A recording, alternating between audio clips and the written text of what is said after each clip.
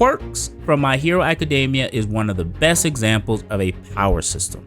Nothing can ruin a series faster than a power system that's overly complicated, breaks its own rules, and stretches into absurdities. Yet Quirks lay the groundwork for how an effective power system can breathe life into a series and allow one's creativity to flourish. How is this possible? Let's talk about it.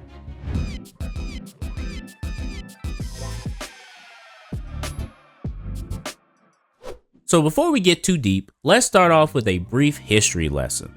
Power systems are just a system or framework utilized by the author of a series to describe the superhuman or supernatural capabilities of the characters. This power system can be simple, complex, theoretical, magical, or just complete crap. Regardless, a good power system is subjective and has the potential to define how we read and understand one's world. If they have a magical power system, for example, we can assume that magic will be the solution to many of the characters' problems, but also the cause of those problems as well. Speaking of magic, let's focus on quote unquote what is the first example of powers or a power system in manga.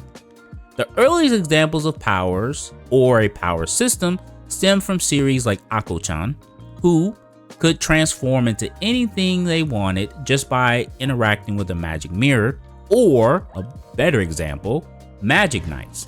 The first or most notable magic battle system is from the 1993 manga series Magic Knights Rayearth. Each character receives elemental powers from their respective rune god, fire, wind, and water respectively. This series ran for about 2.5 years and featured magical combat and potentially the first example of isekai. But we're not here for the magical battle system. We're here for the fist-to-fist, bulging muscles, and explosions bigger than a galaxy. One of the first to depict these type of power-ups was Kinnikuman. May 1979, Kinnikuman is coined being the first battle manga. The system consisted of Chojin power. Similar to power-ups that permeate modern-day battle series, the word Chojin refers to individuals with abilities that surpass normal human beings. Much like power levels from Dragon Ball Z, a Chojin's strength is measured by units of power. The higher the number, the stronger the individual is. Of course, higher powers don't mean invincibility. Still, these are units that can be manipulated by latent abilities and such. The concept was established and growing in more and more series, from Ki in Dragon Ball to Alchemy in Full Metal Alchemist, and even stands in JoJo. This has become a staple in modern day manga, so much so it's a requirement to have a power system in any action-oriented series.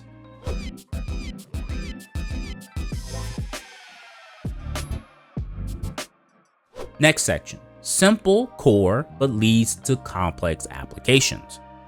Now, we have to again revisit the earlier statement about Quirks being one of the best power systems ever created. Quirks are the main power used by those in My Hero Academia and My Hero Vigilantes, a manga series created by Kohei Horikoshi, the premise being that Midoriya, a child born without a quirk, is passed a quirk by the number one hero, All Might, and throughout the series has to learn to be a hero while learning to control his newfound powers. This is a system crafted with various factors in mind. However, to drive the point home is best to throw in another series into the mix. Meet Gon from Hunter x Hunter, a series that hasn't ended and created by Yoshihiro Togashi. This manga follows the adventures of Gon as he becomes a hunter and searches for his long-lost father. Both series have their own respective fans and critiques.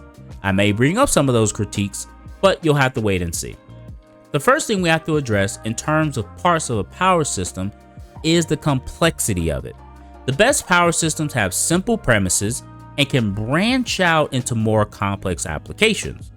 A good example, Alchemy from Full Metal Alchemist is simply the transmutation of matter, or in other words, the turning of one substance into another.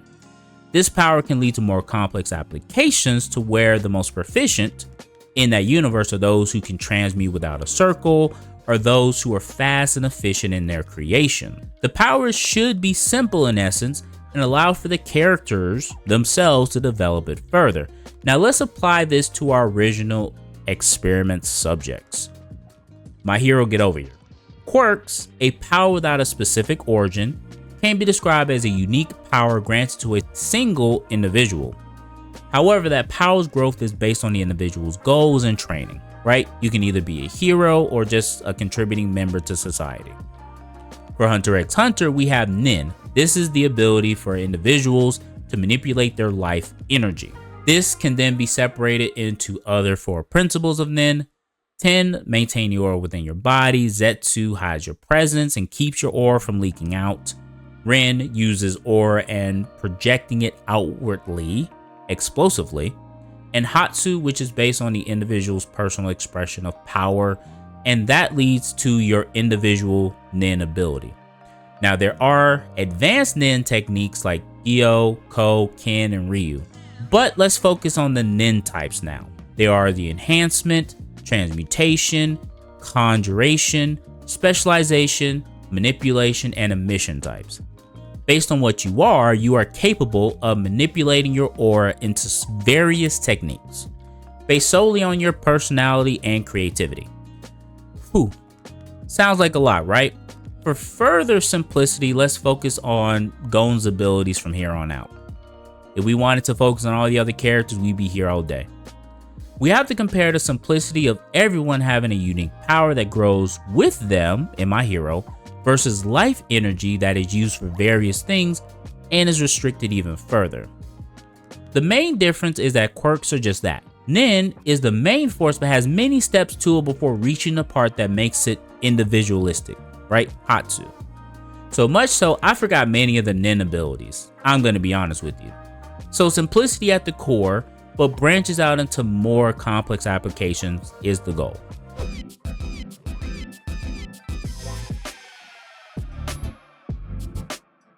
What's fun without rules, eh?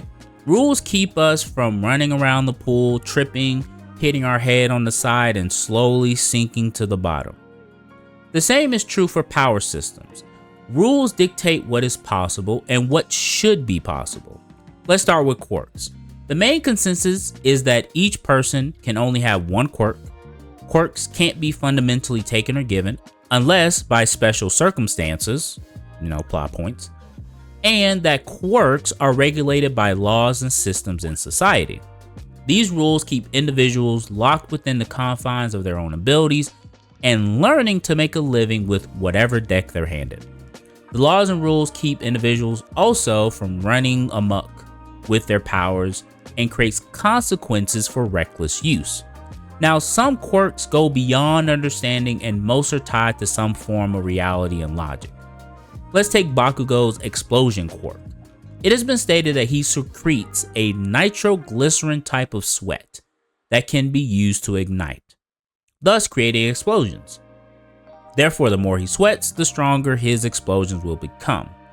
On the other hand, though, his body can only handle explosions of a certain caliber. Going beyond that creates strain on his body and wears him out. There's also the destructive capabilities of such a quirk and how intentional he has to be when he's using it and moving. Another quirk to consider is Blood Curdle from Stain, to whom appears in Vigilante and Academia.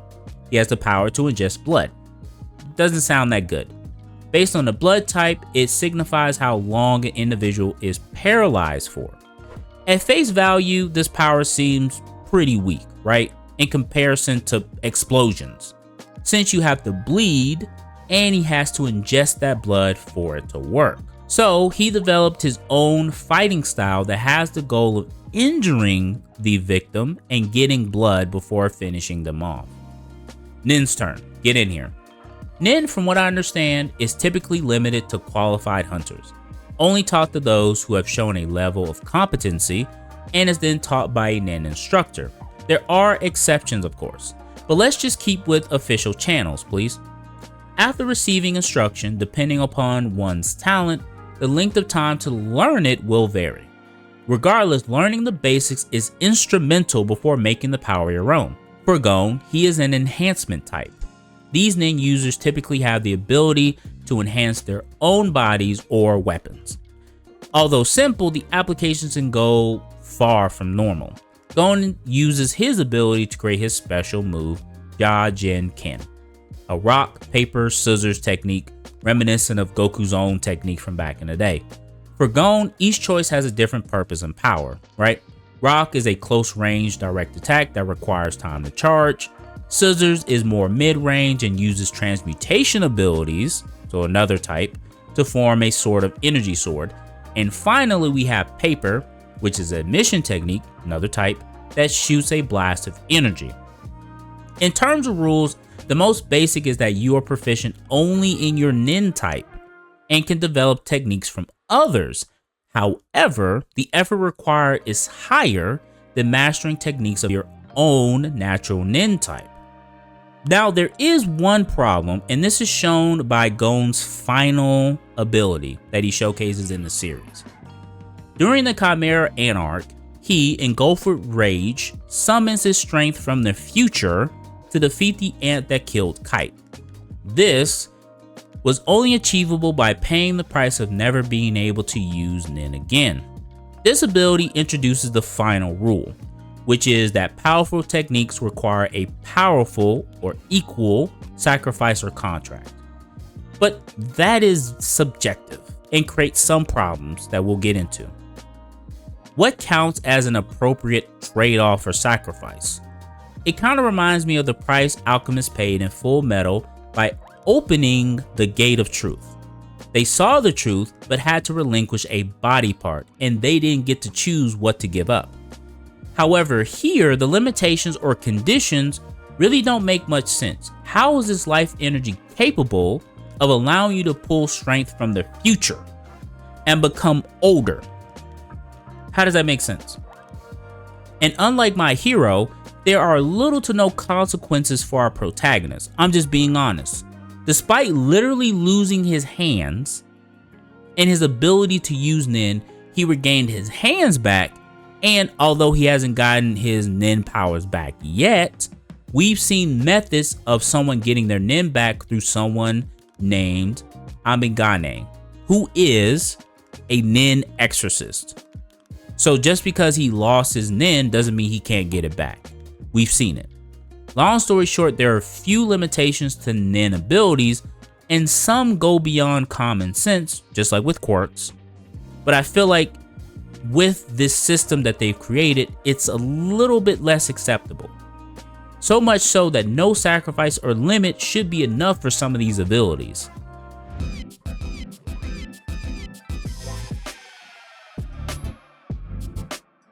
The next step requires a look at the character themselves and how the power reflects them.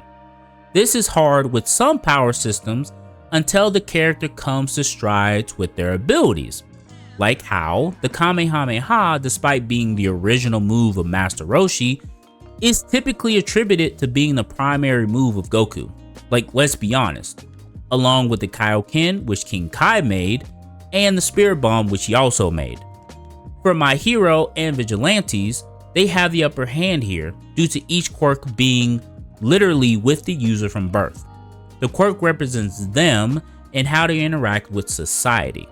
One of the main conflicts of My Hero is with Midoriya and Bakugo. These two are polar opposites in their approach to being heroes. Midoriya sees power as a tool and favors being the embodiment of the ideal hero. So always helping and always being there for those in need. Bakugo believes that a hero is defined by an impeccable track record of winning every single battle. Midoriya acts the way he does because he was the outcast amongst his peers, being quirkless. Instead of having the time to work on his own quirk if he had one, he loved dissecting and learning about the quirks of others. This process of analysis brought about an analytical mind capable of flexibility, resourcefulness, and adaptability. All this before receiving the One for All quirk. Midoriya uses his quirk in response to someone in need and works himself to exhaustion, knowing he's at a disadvantage. Bakugo, on the other hand, was praised as a child for having such a powerful and admirable quirk. This got to his head and saw things in a pecking order, which in turn caused him to shape up others when meeting them, believing that he's automatically better than anyone without an official record of winning, and has an unshakable confidence. Through his powerful explosions, he feels that he can blast away and blast past any competition, even Todoroki with his ice and heat powers. When he was first introduced, Todoroki, he seemed overly cold to everyone and let his results speak for him. That is until Midoriya literally lit the fire within him, did he truly open up as a character. He found a balance within himself to move forward while also aiming to be a real hero. So handling his family problems, but also aiming for his goal of being a real hero. This is also true for Hunter x Hunter. Gon, like other characters, are greatly defined by their abilities since it reflects their lifestyle, choices, and interests. Gon, prior to having nin abilities, was already strong, right? From living and thriving in nature, he was strong, he was fast, nimble, resourceful, perceptive, and adaptable. His nin abilities show that as well. His rock technique, for example, showcases his straightforward approach to life. He rarely runs away from injustice and sees things through to the end. This is shown too through other characters like Killua, one of my favorite characters, or my favorite character. Being born an assassin, he was strong all his life too. Much of his abilities reflect that living in the shadows type of lifestyle. Even his ability to create lightning came from his experience withstanding electrical torture as a child. Overall, the abilities do well in showing the personality and characteristics of individuals in both of these series.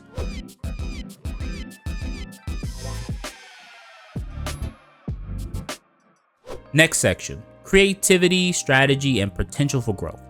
From My Hero Vigilantes, let's focus on the main protagonist, Koichi. His quirk is Slide and Glide. It allows him to repel himself from surfaces. He can move in various directions and maneuver kinda well. However, at the beginning of the series, it was way more limited, mostly due to his failure to pursue a hero career and giving up on using his quirk for more. He did continue helping out his community and others, but more so undercover. Still, it seems mediocre at best. That is until he started to train and apply creativity to his powers. For instance, he felt that he had to wear protection, like knee and elbow pads, for moments when he had to stop. He felt he couldn't stop suddenly due to built-up momentum. When using his quirk one day, he ran into Tensei Ida, who advised him about possibly using opposing forces to cancel out his momentum. In other words, using the force that propelled him forward in reverse. This simple change allowed him to move faster and react quicker.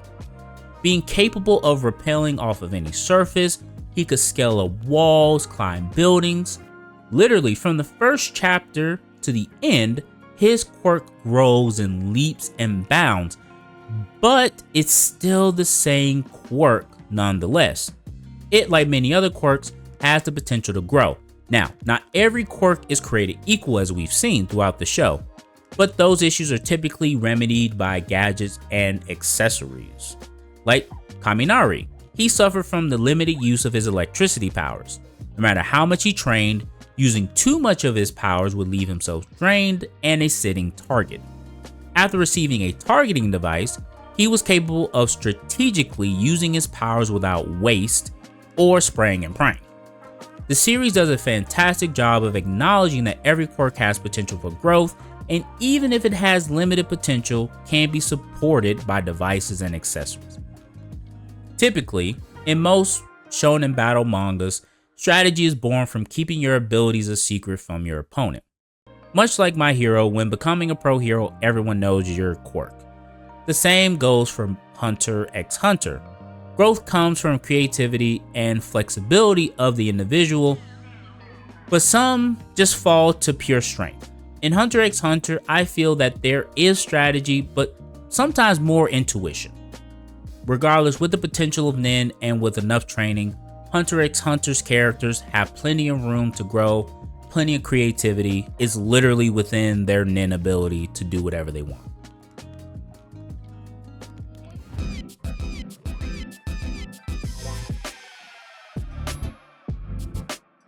Personal connection to series and system. This final point comes from a place of relating to the series and system. As avid lovers of this medium, we know some systems inside and out. We know all the times Goku used a spirit bomb or an Eren turned into a Titan. All these factors play a role and will dictate one's commitment to the series and understanding the powers of the characters. Now, I'm not going to sit here and say that Hunter x Hunter is above My Hero or Vigilantes. It's kind of a little lower for me. That's me personally. I enjoy watching and reading Hunter x Hunter, but the system seemed too loose for me. The powers seemed capable of reaching far beyond what normal humans should be able to. Now I know it's supernatural, but still. Pulling power from the future, let me stop. Even with vows, limitations, or contracts, it seemed to go crazy sometimes. Like the Greed Island arc, creating a whole video game with cards that were capable of doing anything and everything. Now, of course, My Hero has that as well, where some quirks just don't seem realistic or possible, no matter how you try to describe it. At times, you have to suspend your disbelief for it to make sense. But suspending your disbelief is a key factor in being attached to a show or series. Think about it. When reading Dragon Ball, did any of us question the Kamehameha even once? Did we question Super Saiyan? We accepted it as it was, and as the show built upon itself, then we began to question certain other things and choices. However, how forgiving you are of those things may dictate how much you love a show. For me, the quirks that bothered others didn't bother me that much. The whole gaining power from the future self wasn't gonna fly with me. I'm sorry.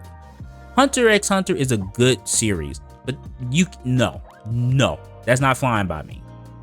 I enjoyed it, but I'm not letting that slide. Power systems are ultimately flawed and require the reader to suspend their disbelief to immerse themselves into a brand new world.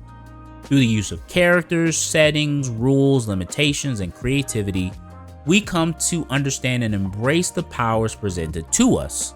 The more integrated we become, the more likely we are to accept the flaws that do come. Is this bad? Could be. We do have to ask ourselves those questions from time to time. Why do I love this series? And is loving this series enough for me to fight people about it? I don't think any series should lead to violence or altercations because you and your buddies disagree about the plausibility of a child growing into a man just because. Regardless, these are, at the end of the day, stories told to entertain. Power systems are just a part of that story and play a role in our enjoyment.